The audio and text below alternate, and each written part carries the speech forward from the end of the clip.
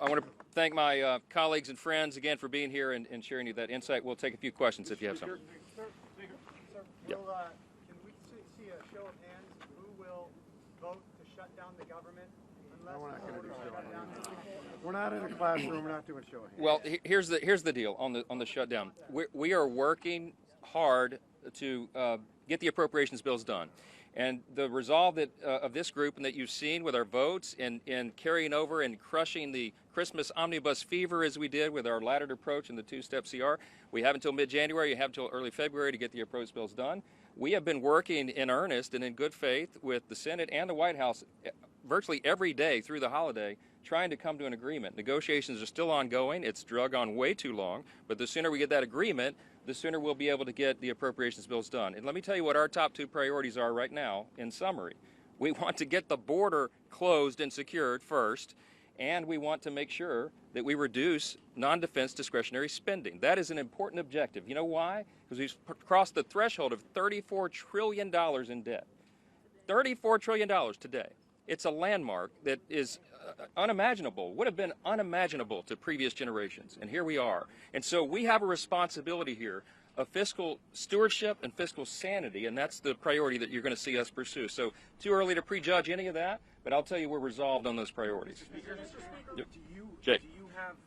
you've been briefed on these negotiations with the Senate. What is your view of them right now, and are they going as far as you need them to go to? With regard to border security? Yes. Listen, the Senate has been negotiating, I guess, among members there and potentially with the White House, I suppose. Our position is very clear, and we have made that clear, again, for 7 months. H.R. 2 is the necessary ingredient. Why? Because it has provisions that fix each of these problems, and these things work together. For example, you couldn't just reform the broken asylum process and allow this parole system to remain broken. It would be a giant loophole that would not solve the issue. You can't just build the wall without ending catch and release, without restoring remain in Mexico. These are the policies and the provisions that, again, had stemmed the flow in the previous administration. We know what works. It's not rocket science, and that is why we have said we are resolved for those provisions. That's what's necessary to fix the problem. It's not just House Republicans' opinion.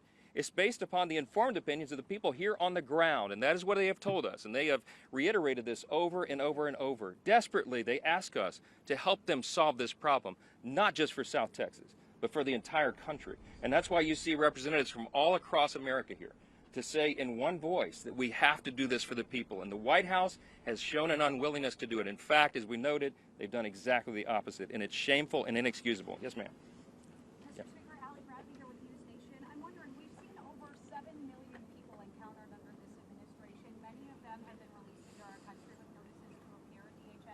Has even said that many of them don't qualify for asylum. Just last month, we saw 302,000 encounters, 245,000 of them released with an NTA.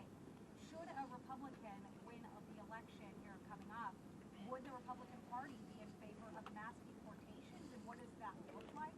Are we going door to door? Are you going into businesses? What would that look like if the Republican Party supports it? I can tell you it's a very complicated, complex issue, just finding those people. You heard Representative Van Dyne say earlier, tragically, nearly 100,000 undocumented children who were unaccompanied, who came across the border, unaccompanied minors, have been lost into the system. The administration has lost track of these children after they've been released.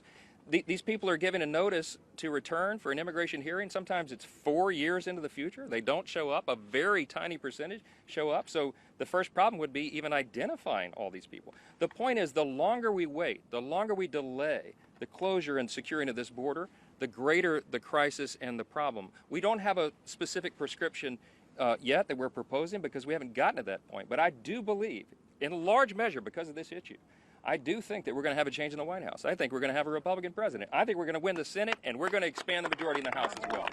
Speaker, do you think it should be within states' rights to enforce federal immigration law like the law Texas just passed due to the state crisis despite the ruling previously in Arizona versus USA? Absolutely. Listen, we have applauded Governor Abbott and all the brave law enforcement officers here on the border in Texas.